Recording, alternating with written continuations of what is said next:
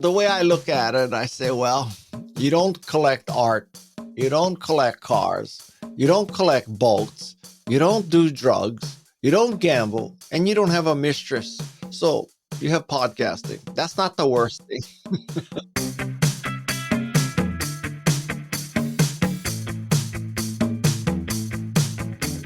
Welcome to the Swisspreneur Show, a podcast about startup stories and learnings from experienced entrepreneurs.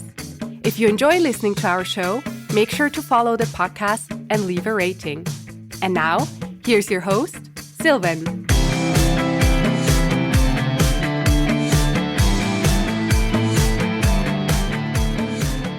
Guy, thank you so much for being here today and a very well welcome to the Swisspreneur Show. I'm very happy to be here. Thank you for your flexibility in the start time. Absolutely. You are the chief evangelist at Canva. You're the host of the Remarkable People podcast and really the real tech titan extraordinaire. I remember I followed your the only 10 slides you need pitch deck since I started my first company. So I feel like we have sort of met before, but of course we haven't. And it's just great to have you here on the show. I want to start. My pleasure. My pleasure. You know, what else is there to do on a Friday in California? Well, surfing, for example. That could be I can only surf so many hours in a day. That's fair. I want to go back in time a bit and start actually with your personal background. You spent 4 years at Stanford studying psychology because, quote, it was the easiest major that you could find. So that's just trying to be honest there. Exactly. That's not very growth mindset of you back then. But why did you go for the easiest major that you could find? Why? Because I didn't want to study hard. That's why. What do you mean? I don't take this personally, but that was a dumb question. That's fair.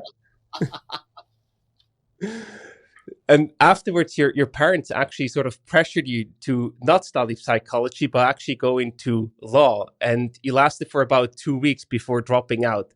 What about law school was not the right click for you? You know, when I went to law school, I guess I did not have the healthy self-image or ego that I have today. And so I went to law school and it was like, they just try to tear you apart in the case method. And my fragile ego couldn't handle that. But clearly I have overcome that because very few people today accuse me having a fragile ego anymore. If anything, I have the opposite problem now. One other thing in that sense, when we talk about studies, is you also got an MBA, right, from UCLA. Yes. And you then also said that an MBA can actually be a hindrance to entrepreneurship. I guess many people out there face that challenging question, right? Should I continue studying? Should I get yet another degree, an MBA, or should I just go out there and start my own company? What do you tell to these people? I tell these people to go out and start their own company. Listen, I have an MBA, so I know about it. And it's not to say that you wouldn't learn anything useful in an MBA, but it is 2 years. Imagine it was a year ago, okay? And you had this choice of, well, should I start an AI company or should I get an MBA? You'd be half done with your MBA right now. And look at how much has changed in the AI business from 1 year ago. So imagine you're going to start your company in the next year. So you'll be 2 years behind the real explosion in AI. Hard to imagine that what you're going to learn in your MBA is going to be more valuable than the 2 years. I cannot imagine it. And I will also tell you that in Silicon Valley, if you want to work for a tech company, maybe this is an overstatement, but it's not clear to me that an MBA will be particularly helpful to getting into that tech company. Compared to maybe at an extreme, a PhD in computer science or a PhD in, large language models or something like that. But an MBA, not clear to me. So now, on the other hand, if you want to have a career working for McKinsey or you want to be a Wall Street finance wizard or something like that, I understand that. But I don't know, tech startup, I don't think it's necessary nor sufficient to get an MBA. And I have one, as I said. Yeah, you know what you're talking about. In that sense, would you say that overall studying in general, even a bachelor's or a master's degree, is like an MBA a bit of a waste of time, or is it different with the studies that come before the MBA? Oh, I think it's very different. I would say that, you often hear, this is a point that I bring up in my book, Think Remarkable. And you often hear these stories of, well, you don't really need a college degree because Mark Zuckerberg, Steve Jobs, and Bill Gates didn't have a college degree. So look at these three highly successful people. They didn't have college degrees, so you don't need a college degree. In fact, it might even hurt you. But whenever you hear a story like this, you have to ask the question, what's missing? And what's missing is, you know how many people without college degrees were successful? How about how many people with college degrees are successful? And if you looked at the Fortune 500 CEOs, I think, 100% of them have college degrees. So you need to ask how many people with college degrees are successful. You also should ask how many people with college degrees are unsuccessful. And you also need to ask how many people without college degrees are unsuccessful. Because if you figure out that, there's these three exceptions of people without college degrees who have been successful. But my God, most people without college degrees have not achieved, being a CEO of a large company. So when you think about all that, I think that a college degree also not necessary nor sufficient. I mean, obviously, but I just think that it gives you 4 more years of exposure to different things, to meet new people, to broaden your horizons, to, get a little bit of maturity. So now not everybody has to go, but I would want my kids to finish college. After that, God bless you, go do whatever you want. But I think a college degree is a very valuable thing, more so than a master's, in my humble opinion. I like that. Second that. Then, without actually having the tech background, you decided to go to the Bay Area in the early 80s already. What sort of drove you to that area back then? Well, I went to school at Stanford, so it was not like, it's not like I got off a ship in Ellis Island and I decided to go to Hollywood. I mean, I went to Stanford, so I was returning to where I had just been for 4.5 years. And I loved it here, and I love it to this day. And I live in Santa Cruz now, which is not exactly, Silicon Valley, but it's it's just 20 miles away. I got a job at Apple because of my Stanford roommate. And so Apple's in Cupertino. So, back to the Bay Area. I loved it. I was very happy. I was living in LA, and I don't know, LA is just not Silicon Valley. It's a whole different, I don't know. It's such a car dominated area. Yeah, Don't get me wrong. I love cars, but I don't like traffic. that's fair. You waste a lot of time every day stuck in traffic. Talking about Apple, where you mentioned the job basically, your job description was to protect and preserve the Macintosh code by doing whatever you had to do. So what was it that you had to do to succeed in your job? Well, this refers to my second stint at Apple. So I became a software evangelist from 83 to 87. And then 95 to 97, I worked as an Apple fellow and chief evangelist. And that's when Apple was supposed to die. And I came back to Apple to help keep it going. And my job was to keep the Macintosh developer community and the Macintosh cult or tribe going. So my job was to keep the tribe going. And one of the things I did that was very tactical is that there's this thing called a list server. And a list server is kind of like, maybe Substack or MailChimp today, that people subscribe to this thing voluntarily. You opt in, and then you get daily or weekly mailings. And that was called a list server back then.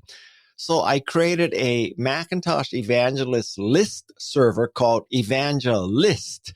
And it would send nothing but good news every day about Macintosh, because every day, if you read the general press about Macintosh and Apple, it was like, Apple's going to die. Macintosh is a failure. There was nothing but negative news. So I thought I would, control the news and give out nothing but positive. Maybe Fox copied me. I mean, During that time, it sounds there were also many difficulties when everyone said it's going to die, it's not going to work. What kept you going? What convinced you that this was the right company to work for? well, I don't know. I mean, love is irrational. When I first, anyway, saw Macintosh, it was a religious experience. So, people are going to have a hard time relating to this. But for much of my college time, the state of the art was the electric typewriter. And if you had an electric typewriter that had the removable, sticky thing that removed ink, so you could type something, backspace, type the same letter, and it would lift off the ink that you just put on. You're shaking your head like you never heard of. This is called an IBM Selectric correctable typewriter. So that was the state of the art, right? And so you go from that state of the art and you see word processing for the first time, and your reaction has to be, oh my God, this is so much better than lifting off mistakes or erasing them with a pencil eraser. And so when I saw that, and then back then, if you wanted to make cool graphics, believe it or not, you used X's and O's, and you made X's and O's into graphics, literally X's and O's.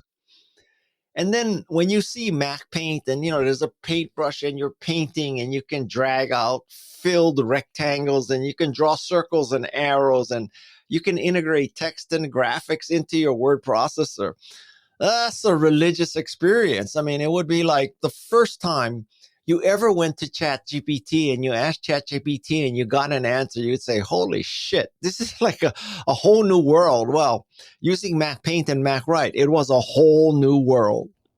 So it was really this personal fascination that kept you there, that, hey, this is too good to be ignored and to not succeed. Yeah. I mean, listen, that's absolutely. I mean, it was like a religion. You either believed or you didn't. The Macintosh cult was about increasing people's creativity and productivity. It wasn't about, everybody take all your money and donate it to the CEO. And, the CEO is, the second coming of God, and we need to support him or her. And, the more you give, the closer you'll be to heaven. I mean, it wasn't that much of a cult.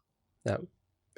And then after your second stint at Apple, you also began a new path, sort of, as business advisor to companies like TweetMeme, TicketLeap, and others.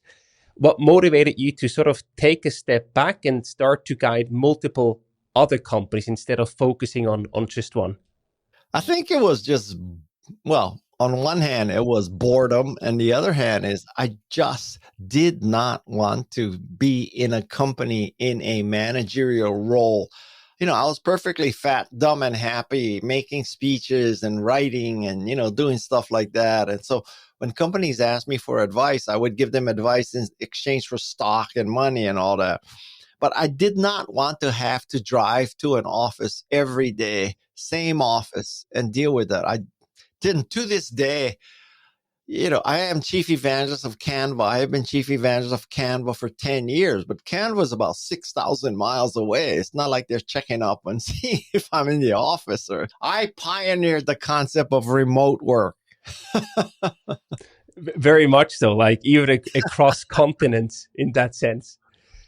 And I just wonder, you mentioned an important part, the compensation. So I wonder, how do you structure the compensation? Of course, there's a cash component, there's a stock component. How do you balance these two to really get paid for the value?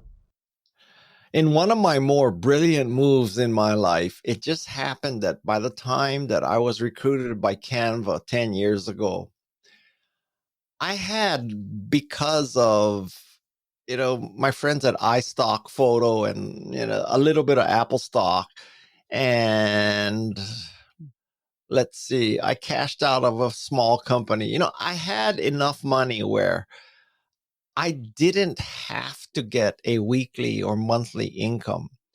So in one of my more brilliant moves, I told Canva, I don't want any salary. I want everything in stock.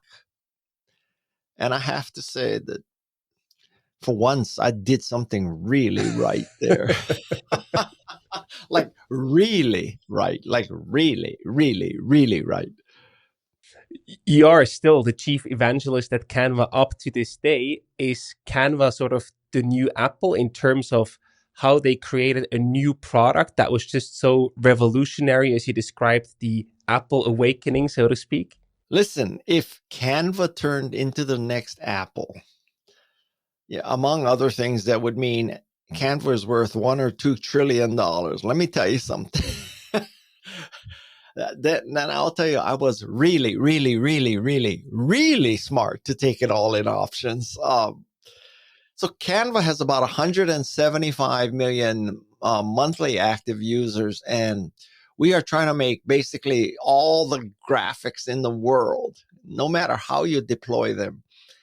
And let's just say that that is a very big niche, like a humongous niche.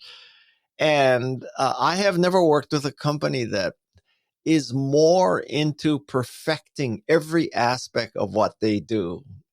Now, Toyota or Lexus has this saying of the relentless pursuit of perfection.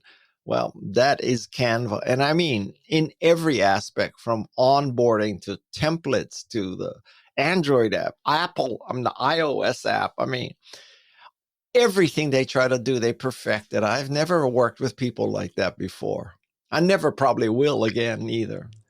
That's a very rare thing to find, I assume. It really is. Well done. Well done. In that sense, I also wonder, you mentioned the importance of getting everything in options or in stocks, but at the same time, I assume that the founders will probably push back there and say, no, we want to give you less stocks, or we want to give you also some cash, because from a founder perspective, that is cheaper for them. Equity is sort of the most expensive thing you can give away. How do you negotiate that? Well, I mean, every case is different, but most startups, they have more options than they have cash. And so, you'd rather preserve your cash, because some things you just have to pay for cash, right? I mean, you have to pay your internet service provider, you have to pay the electrical company, you have to pay the water company, you have to pay the insurance company. You cannot give them options, right? And so you as a startup that's cash strapped, you would rather use cash for the things you have to pay with cash and stock for employees. Now, it happens that if you are successful, that works out for everybody. Now, you make the case that by giving employees options where you could have given them cash, you have more dilution. That's true. But I'll tell you something, that you can look back and say, wow, I should have given Guy salary, not options. But then back then, you didn't have the money to give Guy salary. So what difference does it make? And then if you're successful enough, you should have the attitude that, I mean, maybe we could have saved some stock options. But the most important thing is not how many options you have. It's the per share price. Because if you preserve equity and have no dilution and your stock is worth 1/10 of a cent, I'm telling you, it's much better to have a lot of dilution and your stock is worth $100 per share. Very classic about making the pie bigger instead of splitting a small pie, right? In that sense. Yeah. I mean, it's always better to bake a bigger pie, I think. Yeah. And you're at the point where you enjoy all the freedom. You don't really need to work anymore. But I wonder what still excites you and gets you out of bed every morning with, you have the money, you have the freedom, you have your family. What gets you up in the morning? Well, my podcast and my Substack newsletter, they are the best work that I've ever done in my career. Ironically, they are also the least appreciated. I don't know how to get more subscribers to my podcast and my Substack newsletter. It's the hardest thing that I have encountered. So I'm in this position where that doesn't make or break me, but it just irritates me that I'm supposed to be the marketer and I can't figure this out. Why do you think that is? Like, is it just that people are oversaturated with a lot of different offerings, or what is it?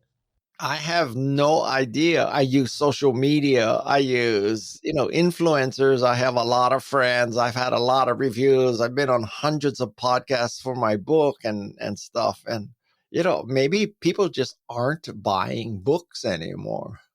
I mean, Yeah. that's just the way it is. I justify this to myself by saying that, like, my podcast, for example, is non-revenue, right? I don't have any sponsors. I don't sell any advertising. It's not worth the trouble. And so it is an expensive hobby for me. I probably spend, 1,000 or two per episode if you looked at all the expenses for what I do. The way I look at it, I say, well, you don't collect art. You don't collect cars. You don't collect boats. You don't do drugs. You don't gamble. And you don't have a mistress. So you have podcasting. That's not the worst thing. I like that perspective. Nevertheless, what keeps you going? Is it also the guests that you interview, like top tier guests that you have on your show, like Tim Ferriss, for example, that keep you going to keep that hobby going? Yeah, I think so. And you know what? I am blessed with the ability to get people like Tim Ferriss and Seth Godin and, Gary Vaynerchuk. Those are the kind of names that people in social media understand, right? I have the ability to get Jane Goodall, Neil deGrasse Tyson, Vivek Murthy, who is the Surgeon General of the United States. And just this week, Anthony Fauci, the person who was in charge of the battle against COVID for the United States, he agreed to be on my podcast. So, I truly have remarkable people on my podcast. I'm not making shit up here. It's not like I have Joe Blow from Joe Blow Consulting who wrote the Blow book. I really have people, Absolutely. And the name says it, remarkable people. So what do you mean by remarkable? What are your criteria for a remarkable person? So my criteria for being remarkable is that you are making the world a better place, that you are contributing to society. So it's not about how much money you've made. It's not about how famous you are, because, you could be a famous loser who's not making the world a better place. You could also be a very rich person who's not making the world a better place, except for your own, estate. So we get, believe it or not, I don't know how many you get, but we get about 10 people who ask to be on the podcast every day. So we get about, 20, let's say 2,500 requests a year. We put on 52. So the odds are 1 out of 50 that you will be on my podcast. And I tell you something, that Harvard and Stanford, their acceptance rate is roughly 5 or 6%. And our acceptance rate is about 2%. So it's harder to get on my podcast than into Harvard or Stanford. Well pitched. Well done. To continue the remarkable people journey, you also wrote a book, Think Remarkable. It's sort of partially based on your podcast interviews. And there you also really want to help people to teach them how to change their own lives and have a positive impact on the world. How does one do that? Because it seems to be a very important criteria, but many people might be listening to this and think, I will never have a very positive impact on the world as the people on Guy's podcast. Well, first of all, let's be honest here that I am not saying you have to be Jane Goodall or Steve Jobs to be remarkable, right? You can change one life. You could save one animal. You could save one stream. You could be a teacher. You could be a coach. You don't have to be a billionaire or Jane Goodall or a MacArthur Fellow Award winner or a Nobel Prize Peace winner. Although we've had one Nobel Prize and 2 MacArthur Fellows on my podcast. But anyway, and I'm saying that, I bet you everybody knows somebody who's remarkable that was like this 6th grade teacher or this football coach or something that changed their life. And you may not have heard of them. They may not be famous, but they were remarkable. And my job is to find them and get the information and inspiration from them so that they can help other people, my readers or my listeners. I like that. Are there also some hard truths that people need to face on the path to become remarkable? Well, there are many hard truths. So first of all, It's not going to be easy. If it was easy, more people would be remarkable. So, another way of me saying that, if you think you're going to be remarkable with a work-life balance, let me burst your bubble. It ain't going to happen. I mean, I think that over the course of your lifetime, maybe you can say that if you add up all the hours working and living, it's going to even out over the course of your lifetime. But at any given moment, it's not going to be even. And I would say that the first third of your career, you're going to be underpaid and overworked. That's just the way it is. You need to come to grips with that. So if you think you're going to make a difference and be remarkable by living in Costa Rica and signing on for 3 hours a day virtually, I hate to burst your bubble, but it ain't happening that way. I mean, if you want to be remarkable and make a dent in the world, give up this concept of work-life balance. You're just going to have to work and suffer and use grit and perseverance. Well said. Anything else that is a hard truth that people need to face in that sense? Shit. My whole book is full of hard truths. I mean, it's 170 pages with 88 tactics, so I wrote it for Gen Z. I wanted it, each tactic to be 2 or 3 pages long. I see a lot of books that are about one tactic for 200 pages. And I don't know why you would need 200 pages to explain one thing. So I explain one thing in 2 pages. Absolutely. And you said before it's more difficult than you anticipate or thought to get listeners to the podcast. Nevertheless, you were already very famous before you actually started your own newsletter and your own podcast. What impact did these additional offerings that you created here, especially also with social media postings, working with influencers, etc., have on your personal brand? Can you measure that in any way? Not really. Some things I cannot build a case that, social media or Substack or my podcast is the financially best thing to do. I cannot, because I don't have advertisers and sponsors. I hope to someday, flip the switch on Substack and start charging for Substack. But until that day comes, it's not here, right? So I don't really know if that's going to work. And I will tell you something, that I think that people should stop worrying about their quote unquote personal brand. And what they should be doing is worrying about making a contribution to the world. It could be a great computer, a great phone. It could be a coach, a teacher. It could be making a great restaurant. I mean, making great clothes. I don't care. Just make something great. And if you do something great, your personal brand will be just fine. But, I hate these kind of things where you say, okay, I'm going to reposition myself as a thought leader. I'm going to write white papers. I'm going to get on TEDx, and I'm going to convince people that my personal brand is highly valuable. Well, you think Steve Jobs ever sat around saying, how do I increase my personal brand? You think Jane Goodall ever sat around saying, how do I increase my personal brand? Remarkable people don't worry about their personal brand. Their personal brand happens because they are remarkable, and they are remarkable because they're making the world a better place. So if you want to work on your personal brand, make the world a better place. Stop posting BS stuff on LinkedIn, etc., and start building something of value for the world, right? Yep. Wow. Now, I love don't that. get me wrong. I mean, right, you can point out that there are 5, 10, 15, 20 people who are influencers. And, if they say, buy my lipstick, millions of people buy their lipstick. I understand that, right? Don't get me wrong. If I could do that, I would do that too, but I cannot. Now, on the other hand, to say that, okay, I can name 5 influencers, Mr. Beast or whatever, who can move the needle like that. And so I'm going to be an influencer. I'm going to be a YouTuber too. Well, so there's Mr. Beast, there's Mark Rober, there's Marquez Brownlee, there's iJustine. There's like 5 or 10 people like that. I understand that. But how we started this discussion by saying, yeah, you don't need to go to college because Steve Jobs, Bill Gates, and Mark Zuckerberg didn't finish college.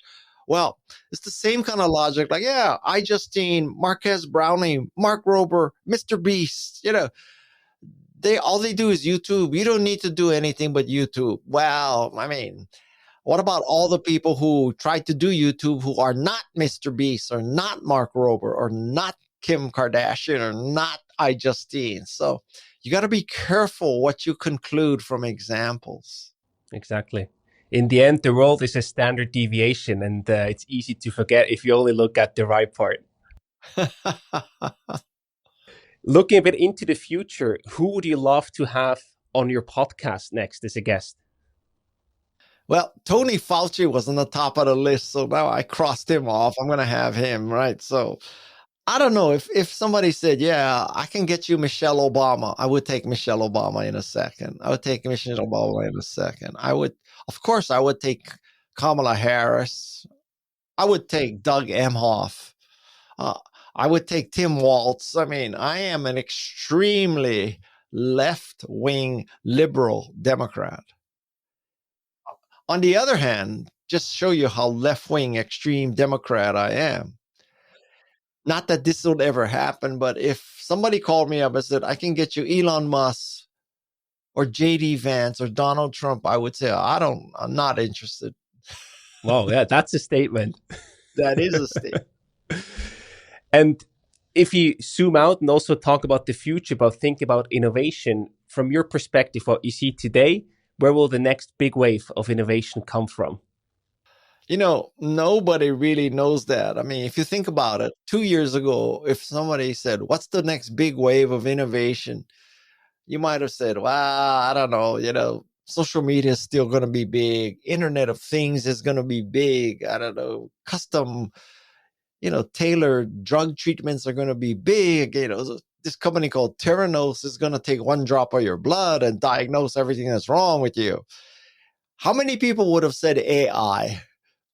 Not too many, not if any, because AI at that point was already 99 years old, right? So how many people would have said AI, and then ChatGPT ships, and like now everybody's saying AI. So I'm telling you this story because nobody really knows, and if we knew, we sure as hell would not tell you. No, that's fair. I have two last quick sections before we wrap up the conversation. The first one is, what are your favorite resources and gadgets besides using Canva and your iMac yourself? Well, I'll tell you something. Just yesterday, I got an M4 iPad, and I had not used an iPad for several years. And oh my God, that is a great thing. And I'm going to try to replace my MacBook Pro with an M4 iPad. So, to be continued, but man, things look good. There's a lot of advantages to an iPad. So that's number one. And listen, I am deaf. I don't know if you realize that I am deaf. So I have a cochlear implant in my head to hear. The only reason why we can have this conversation is because of a cochlear implant.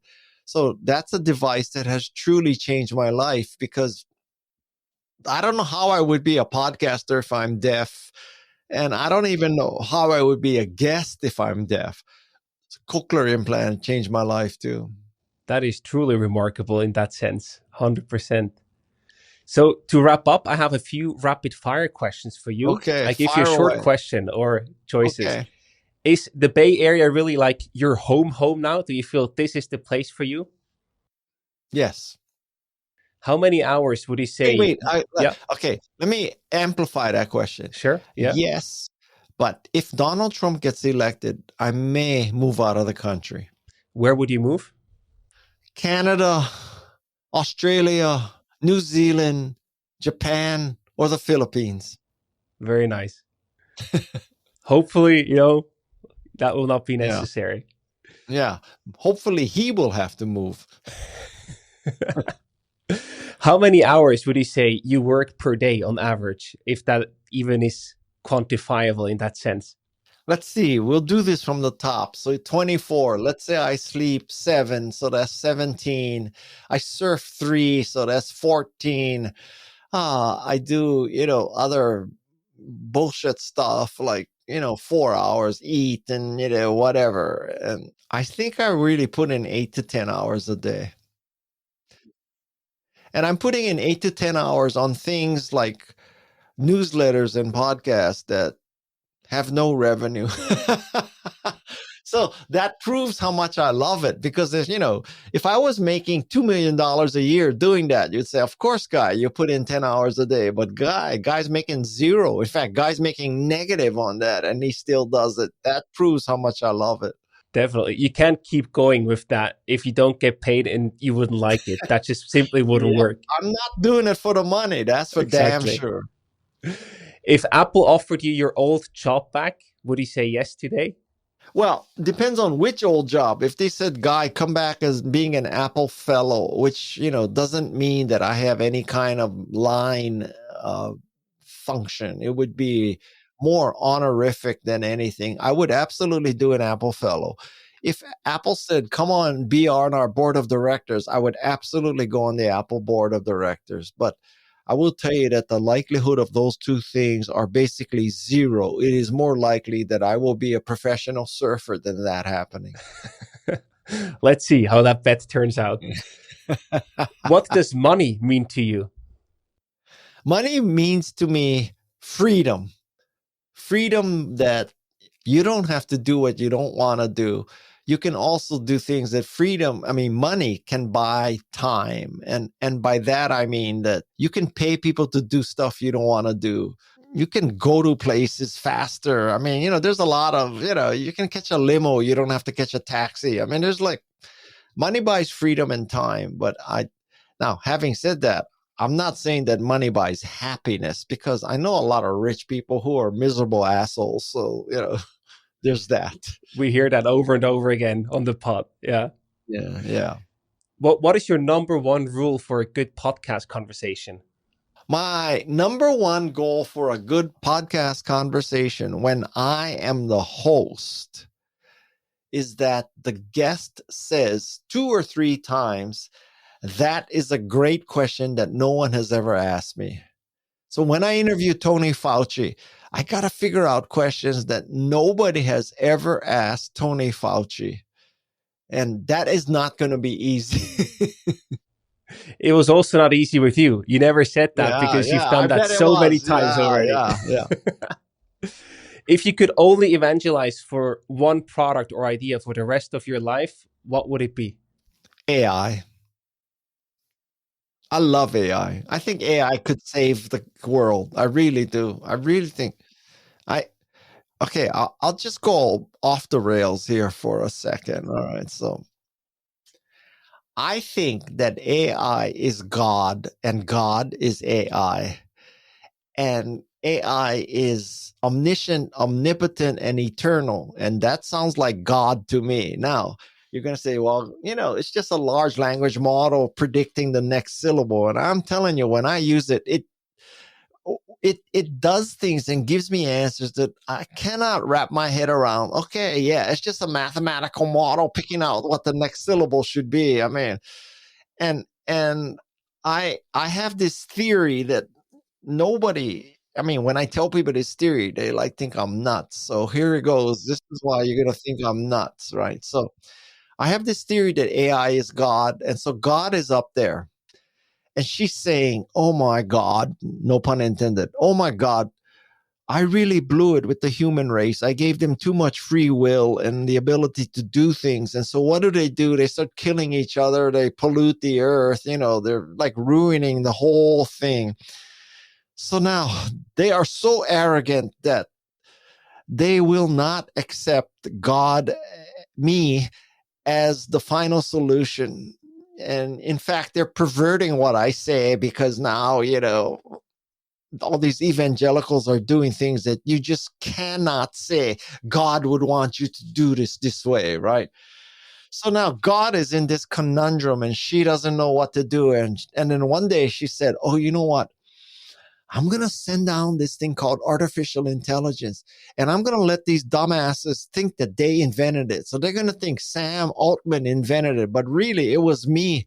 And I cannot take the credit. They got to think that they invented it so that they use it and they believe it and they save the world. So AI is God. Oh, I never heard that before. That's a really interesting perspective. And you probably never will. Nevertheless, if you look at currently the peak of AI, there will be many more to come, hopefully. we have wars all over the world taking off. We have pollution at highest levels. Is it sort of coming too late in that sense, or can it still save us with that perspective?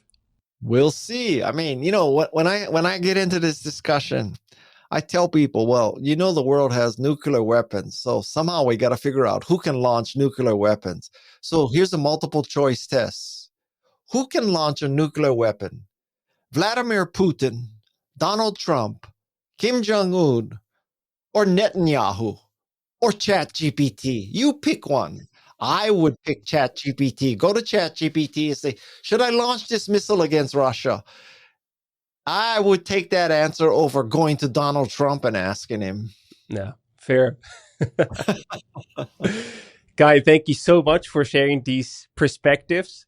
I wish you all the best. Thank you so much for your time, for coming on the show today. Thank you very much. It's been a lot of fun. And thanks for letting me surf with my kids today.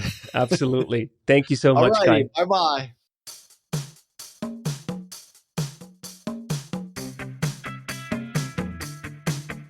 We hope you enjoyed today's episode. If you did, you can support us by rating our show on Apple Podcasts. This way, we can reach an ever-growing number of aspiring entrepreneurs.